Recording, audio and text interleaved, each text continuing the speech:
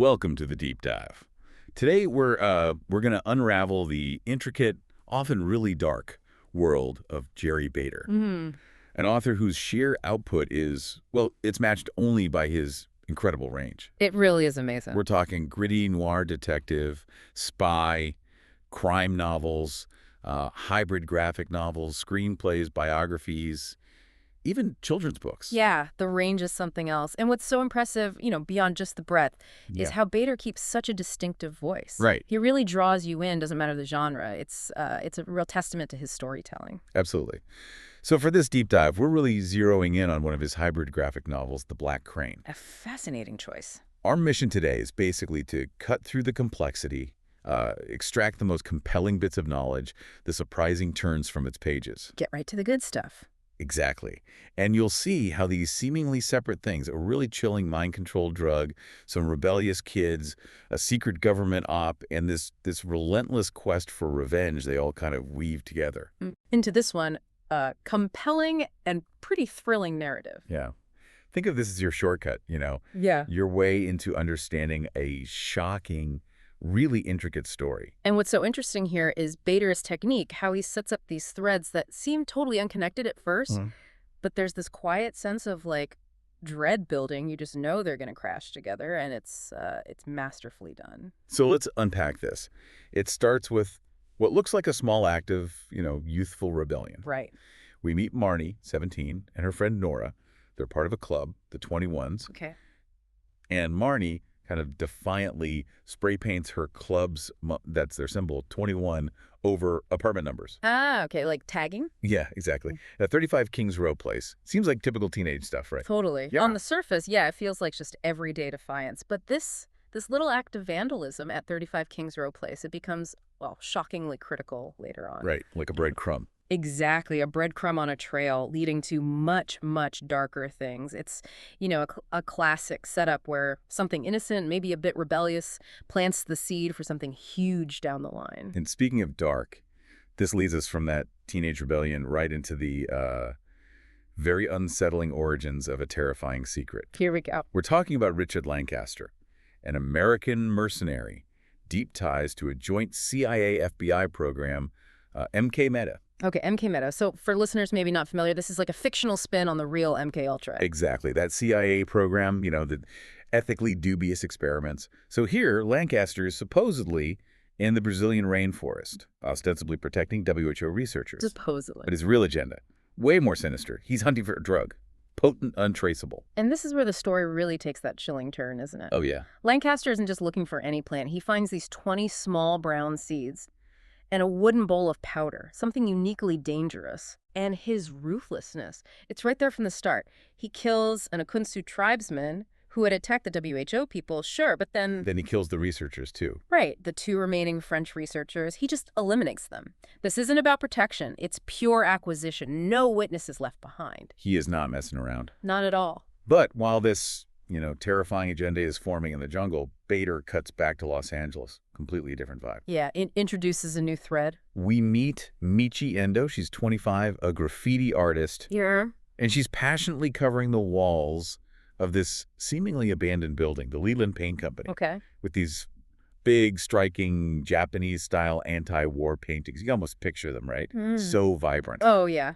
But the irony there is just, wow, stark. Totally. Because that abandoned building, it's anything but. It's actually the hub for this clandestine CIA FBI Black Ops program, MK Meta, Oh, yeah. operating behind these blackened, bulletproof windows. And Michi, the artist, she has no idea. She's being watched by agents on hidden cameras. While she's painting protest art. Exactly. Her art, her protest is literally happening on the walls of the very kind of secret operation she's railing against. It just highlights these huge unseen power structures, kind of a warning about the illusion of freedom, maybe. I thought that contrast was brilliant. Her art is about freedom, defiance, and inside, they're cooking up a tool for absolute control. Which brings us right to the agenda, that high-stakes meeting inside the Leland Paint Company. This is where the weapon is really unveiled. Okay, so who's in the room? You've got the key players, Lancaster, the Merc, Dr. Philip Klein, a neurobiologist, retired Navy Admiral Gunther Notley, and Senator Claudette J. Carnes. The vice chair of the Senate Select Committee on Intelligence, heavy hitters. Oh, yeah. Her presence just screams high stakes, political weight. And her first line, basically, I'm not fucking here. Sets the tone. Totally. Absolute deniability. Chilling. No holds barred. This is serious business. So this drug Lancaster brought back, what is it? It's not just regular burundanga, right? Yeah. The stuff you hear about causing temporary amnesia. No, that's the terrifying reveal. Dr. Klein lays it out. It's, and I quote, fucking permanent. Permanent. Wow. Once it's in your system, complete compliance, total obedience, and then complete memory loss within hours. Oh, my God. Lancaster calls it the perfect Manchurian candidate drug. Because the victims, even if caught, they can't confess or give state's evidence. They can't talk about what they can't remember. So it's not just temporary incapacitation, it's erasing someone. Psychological annihilation. Yeah. Total irreversible. It really makes you think, the real power isn't just controlling actions, but controlling memory. Erasing identity. That's a much darker place to go. And this nightmare drug, this ultimate control tool, it gets tangled up in this criminal plot through coercion. Yeah, this is where Takumi Endo comes in, Michi's father. Right. Lancaster poses as an FBI agent, approaches Takumi. He's a master Japanese tattoo artist known for teivari. That traditional hand-poked method, incredible detail. Yeah, and he's got ties to the ITOGUMI. Which adds another layer, right? Yakuza connections. So Lancaster basically forces Takumi to drug Katsuhito. He's the younger brother of Takeshi, the head of the LA ITOGUMI operation. Bit of a hothead, Katsu. Okay, so how does he do it? Just a pinch of the brown powder. Into Katsu's tea. That's the instruction. A pinch. Okay, and what's Katsu supposed to do? His mission is specific. Steal Benny Ando's computer from apartment 21 at 35 Kings Row Place. Wait, apartment 21 where Marnie spray painted? The very same building. Linda Mori's apartment specifically. See how the threads connect? It's chilling. Wow. Yeah. Okay, and what's the threat against Takumi? It's brutal. Lancaster threatens to get Michi arrested by Homeland Security for defacing a federal building with terrorist slogans. Oh, twisting her art against her. That's low. Totally. And he's specific about how to give Katsu the drug. Tea, cocaine, or even blow in his face. But there's a crucial warning. Let me guess. Don't use too much. Bingo. Don't use too much or Katsu might go nuts or have a coronary or something. Foreshadowing much. Uh-oh. Yeah, that warning. That single detail. It sets up a fatal error, doesn't it? Completely. So, Takumi is tattooing Katsu. Meanwhile, Michi prepares the tea, and she accidentally puts more than she expected of the powder in the tea. Oh, no. But wait, it gets worse. Katsu then snorts some cocaine, which Michi had also added a tiny bit of powder to. Then he drinks scotch. She'd put a couple of pinches in that too. Oh, this is bad. He's getting multiple doses. And then finally, he drinks the tea with the accidental overdose. So he's got this substantial, unintended, highly volatile dose of this mind control stuff in him. Yikes. The tension there is just knowing what too much can do. Exactly. And in this state, Katsu unleashes total chaos. This leads us straight into the massacre. So Lancaster and Notley are outside 35 Kings Row Place, watching. Right. And they immediately see something's wrong. Katsu doesn't just sneak in. He pulls out an Ingram MAC-10, a submachine gun. Whoa. Okay, not subtle. He only tries to wave it off, like, oh, intimidation tactics. Yeah. But yeah, no, it's clear this is already off the rails. And what happens next is just horrific, isn't it? Truly. Katsu gets in the elevator. There's an elderly couple in there with him. Oh, God. He just massacres them right there. Instant, brutal, shocking. Just shows the drug's uncontrolled power. And it doesn't stop. He gets to the second floor. And he sees Marnie's graffiti, the 21 symbols, instead of apartment numbers.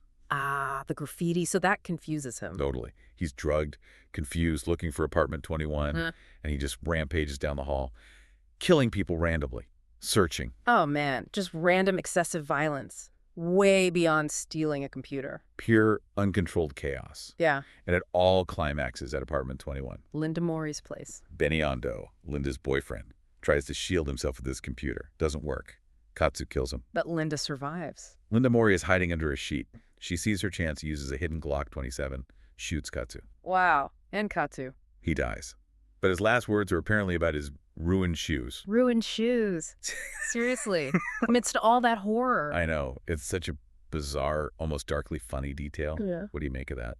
It's brilliant in a disturbing way. It completely strips away any drama, right? Shows how dehumanizing the drug is. His last thought is just trivial, mundane, utterly unsettling. Yeah.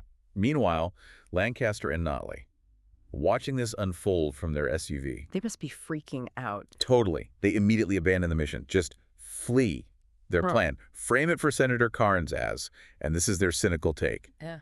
crazy Yakuza gang bullshit. Wow. Just wash their hands of it. Exactly. And this whole horrific event gets reported later as the massacre in Little Tokyo. Only known survivors, Linda Mori and her daughter Marnie. Jesus. What a mess. So the body count's piling up, and now it's time for the cleanup, which honestly might be even colder than the massacre. Right. Lancaster and Notley tying up loose ends ruthlessly. It's just this chilling sequence. First, Dr. Philip Klein, the neurobiologist. The one who analyzed the drug. Lancaster doses him with the permanent drug in his beer, then just commands him to step in front of the truck. Boom, dead. Cold, calculated, just disposal. And the callousness just keeps going.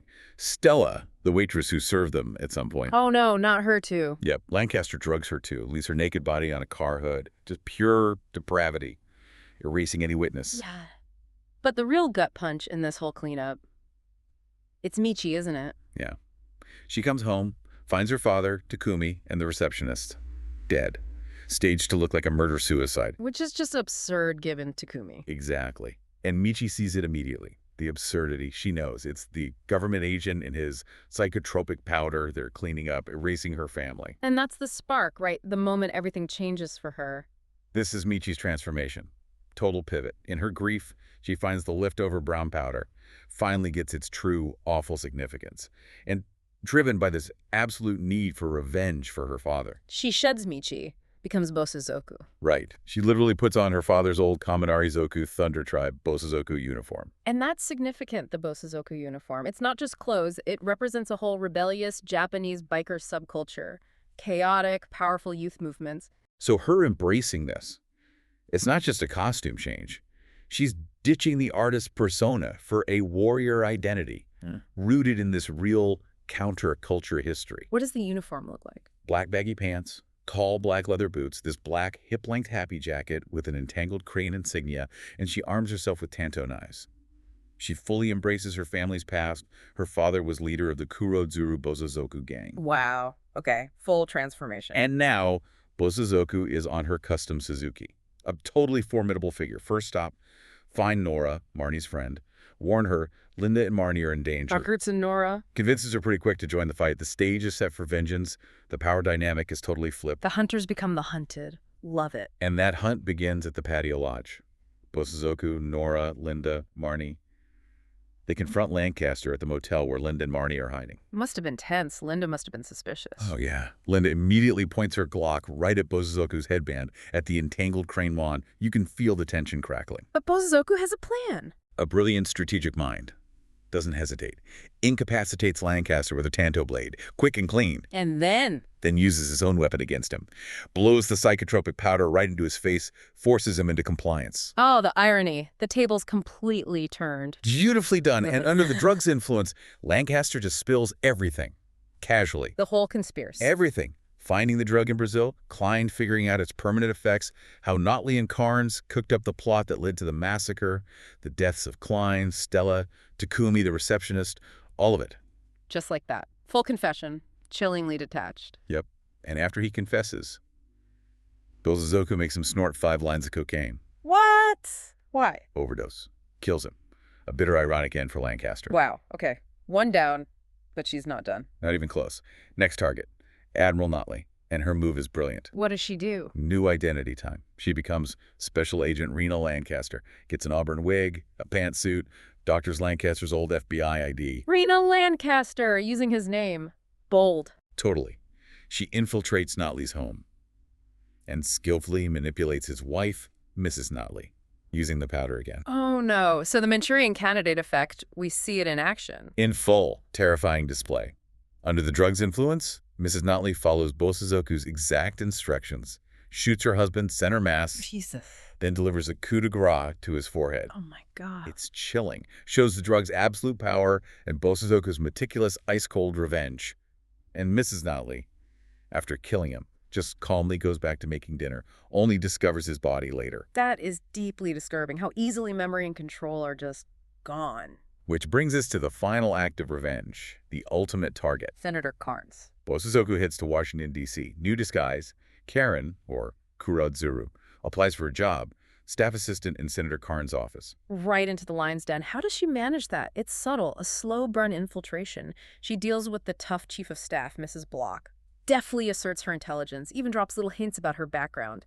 Kaminari Zoku, Bosuzoku. Like little clues hidden in plain sight. Exactly. She's playing this long, patient game. Every step of the vengeance is just meticulously executed. And it all culminates in this perfectly chilling, ironic twist. The coffee. The coffee. Bosuzoku prepares coffee for Senator Karnes, adds the brown psychotropic powder from her pocket right into the cup. Just like that. Quiet, understated, turning an everyday act into the final blow. It's the quiet perfection of her plan. And her final internal thought just captures it all, doesn't it? Yeah, it sums up her cold, meticulous revenge perfectly. Who says revenge is a dish best served cold when a hot cup of coffee will do just fine? Boom. End scene. Wow. What a ride. Seriously. And what a journey through the Black Crane. We went from, like, minor teenage graffiti to this massive government conspiracy, a horrifying massacre, and finally this incredibly calculated revenge. All driven by that terrifying, unpredictable mind control drug. And the transformation of Michi Endo into Bosuzoku. Just unforgettable. It really is. And it forces you, the listener, right, to think about free will, unchecked power, those accidental consequences of mistakes. The drug itself is horrifying, but her turning it back on the creators, there's a twisted kind of poetic justice there, isn't there? Unsettling, yeah, but you see the logic, the symmetry of it. So as you sit with the Black Crane, what does it all mean? You know, in a world where control and memory are maybe more fragile than we think, what does justice even look like? And that ending, revenge served not with a bang, but a quiet, hot cup of coffee. Does that end the cycle? Or does it just start a new one? Maybe something more subtle. Definitely something to mull over.